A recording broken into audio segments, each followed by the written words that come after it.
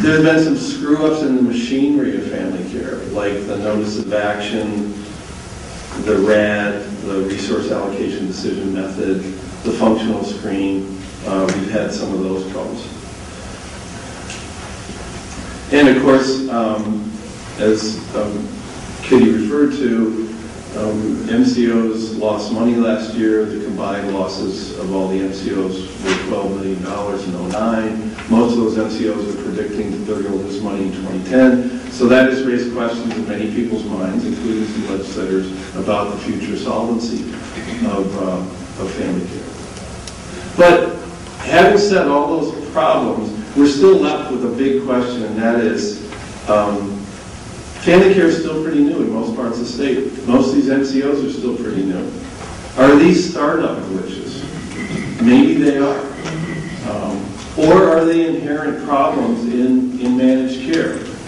Or, as Shelley was saying, are they largely a result of family care being underfunded?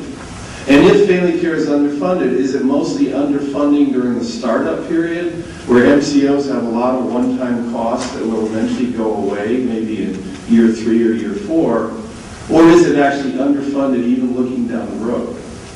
And we don't really know. And I think a family care audit might shed some light on that, although I also believe that we'll probably have to wait a few years as some of these MCOs mature before we'll actually know whether or not there are long-term problems or whether a lot of these startup problems are being resolved. I'm basically an optimistic person. I also was one of the disability advocates at the beginning who said, yeah, let's go for it. I remember the meeting in Governor Thompson's office with Joe Leon, with Tom Frazier from the Coalition of Wisconsin Aging Groups, with Craig Thompson from the County Association, where the governor pointed at each one of us one at a time and made us say out loud, okay, are you ready to support this proposal of family care? Because if I'm going to take it to the legislature, I need to know, are you behind it? And I said, yeah, I think we should do it. And that was after many, many years of working on reducing waiting lists and feeling like we were basically running in place. We get $3 or $4 million for COP and KIP, but the demand would increase about the same amount. So at the end of the biennium, the $3 or $4 million was spent, but the waiting list wasn't any shorter than when we started.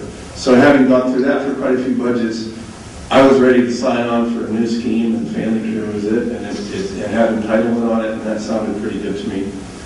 But now I feel like I got a horse in this race. I got a stake in it, not only because I'm concerned about people with disabilities, but also I felt like at the beginning, yeah, this is something we should try. So, I'm definitely invested in trying to make it work. Just to finish up here, one point I want to make sure I make today is, if Wisconsin's going to have a long-term care system that surpasses what most states have, in other words, a system where no one has to wait, where people's choices are respected, all their long-term care needs are met, the services are high quality, and workers get decent pay and benefits, that's a pretty tall order. But that's what we say we want. That's what Thomas says he wants, that's what Shelley says, I think that's what a lot of people in this room probably say we want. But we got to realize that means we're raising the bar pretty high. And if we're going to get there, I think it's going to take all of us together.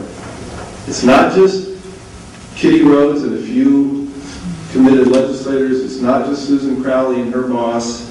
It's got to be providers, MCOs, advocates, consumers, families, and hopefully a continuation of having a supportive governor. And I do think it's fair to say that Governor Thompson and Governor Doyle have made long-term care a priority. There's been budgets when there really wasn't much money to spend, and they made this one of their few spending priorities. So I think it's going to take all of that to make it work. So I encourage all of you to be part of that effort.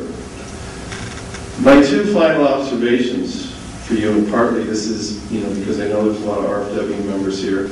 When family care started in 2000, several other states in our region started working pretty actively to expand supported employment and other approaches to integrated employment.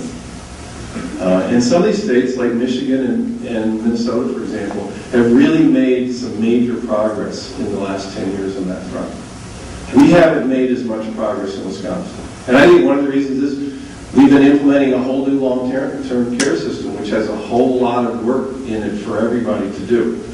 But I'm hoping that one of the things that can happen in the next decade is that we can have that partnership I was just talking about with all those players, and we can focus more on increasing the level of integrated employment and maybe trying to make up for some lost time over these last few years, as we've seen a lot of other states do.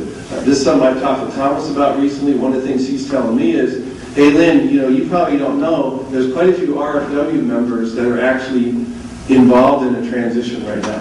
And there are some RFW members where there's people in work centers who are moving to support employment, and that trend is happening. It may not be as visible to you, but it is really happening. And I accept that as the truth, and I'm glad to hear it, and I hope that it continues. And I pledge the commitment of advocates to work with you on that. And the last thing I want to say is we do need to make sure that every person in Wisconsin who wants to self-direct their services has that opportunity. One thing I didn't mention about Kitty, people in her district in St. Croix County know this, is that she is very knowledgeable about self-determination, and she's a big fan of it. And that's probably one of many reasons that St. Croix County has a lot of people in the honors program. I think we need to make sure it's available to every person in the long-term care system, that we're not informally discouraging people or saying things to people like, well, you really wouldn't be a very good candidate for self-determination, or I don't think you're smart enough or capable enough or independent enough to do this. That's not helpful. I think every person ought to be able to make this decision, and if people need support to do it, then we ought to make sure that they get that. So I hope that that's part of our vision for the future, and that's something that I'll sign on to. Thank you.